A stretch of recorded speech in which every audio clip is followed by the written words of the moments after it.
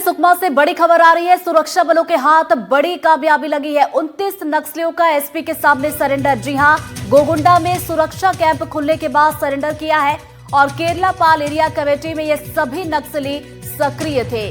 तो बड़ी खबर से आपको अपडेट करवा रहे हैं सुकमा से, जहां पर सुरक्षा बलों के हाथ एक बड़ी कामयाबी लगी है और 29 नक्सलियों ने एसपी के सामने सरेंडर कर दिया है। तो बताते चले, गोगुंडा में सुरक्षा कैंप खुला और उसके बाद ये कामयाबी, जहां पर 29 नक्सलियों ने हथियार डाले हैं, आत्मसमर्पण यहां पर किया है। और बता दें कि केरला पाल एरिया कमेटी में ये सभी नक्सली सक्रिय थे। और सबसे पहली तस्वीर एनडीटीवी आप तक पहुंचा रहा है। लगातार देखिए, हम देख रहे हैं सुरक्षा बलों को लगातार कामयाबी मिल रही है और उसी कड़ी में एक और कामयाबी हाथ लगी है। और ये सुखद तस्वीर सुकमा से आप देख रहे हैं, जहां पर 29 नक्सलियों ने एसपी के सामने सरेंडर किया है। और ज्यादा जानकारी लेंगे, हमारे सहयोगी सलीम हमारे साथ जुड़ गए, सीधा उनका रुख करेंगे। सलीम, एक बड़ी कामयाबी। जी बिल्कुल, नक्सलवाद के खिलाफ एक बड़ी कामयाबी सुकमा पुलिस को फिर से मिली है और सुकमा पुलिस लगातार नक्सल मोर्चे पर लगातार उपलब्धियां हासिल करते जा रहा है।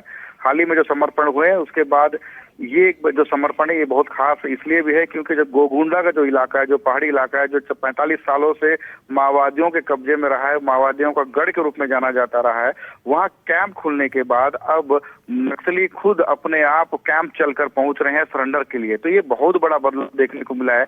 जो खास करके नक्सल संगठन में जो अहम भूमिका जो निभाता है वो मिलिशिया कैडर होते हैं, जो ग्रामीण वेशभूषा में रहकर माओवादी संगठन की गतिविधियों को गांव में संचालित करते हैं और लोगों को ब्रेन वॉश करने का काम करते हैं। तो ये जो मिलिशिया मेंबर्स हैं, जो 29 हैं, ये आज सरेंडर कर दिए हैं और एक बड़ी उपलब्धि के रूप में इसे देखा जा रहा है।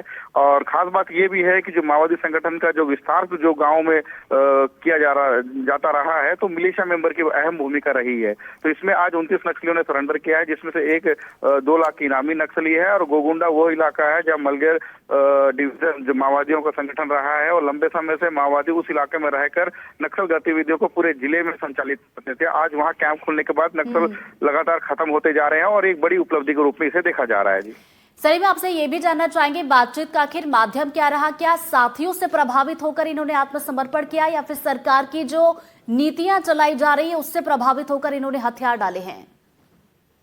देखिए, ये जो इलाका है माओवाद, जो गोगुंडा का इलाका है, माओवाद संगठन के बस में रहा है। माओवादियों के संरक्षण में कई सालों तक जो मूलभूत सुविधाएं जो ग्रामीणों को मिलनी चाहिए सरकार की तरफ से, उससे वंचित रहे हैं। तो अब वहां कैंप खुल गया है और लगातार जिस तरह से माओवादियों के खिलाफ जो नक्सल ऑपरेशन चलाए जा रहे हैं, जिसमें बड़े कैडर के नक्सली मारे जा रहे हैं, इसके साथ ही बड़े कैडर के नक्सली सरेंडर भी कर रहे हैं। तो कहीं ना कहीं जो निचला कैडर जो है, कहीं ना कहीं दिग्भ्रमित करके बरगलाकर उन्हें संगठन में शामिल किया गया था, वो अब मुख्य धारा में जुड़ना चाहते हैं, क्योंकि उन इलाकों में शासन की योजनाएं नहीं पहुंच पाती थी। अब कहीं जाकर वहां शासन की योजनाएं पहुंच रही है, सरकार पहुंच रही है, प्रशासन पहुंच रहा है। तो एक आस इनके दिल में भी है कि कहीं ना कहीं अब जो सालों से जो सुविधाएं नहीं मिल पा रही थी, पानी, सड़क, शिक्षा, अब उन्हें मिलने लगी। तो कहीं ना कहीं ग्रामीण अब सरकार के पक्ष में आकर काम करने को तैयार हो गए हैं, मुख्य धारा में जुड़ गए हैं। तो बिल्कुल यही वजह है कि लगातार हम देख रहे हैं कामयाबियां मिल रही हैं और उसी कड़ी में आज एक बार फिर से कामयाबी मिली। बहुत बहुत शुक्रिया सलीम आपका तमाम जानकारी के लिए।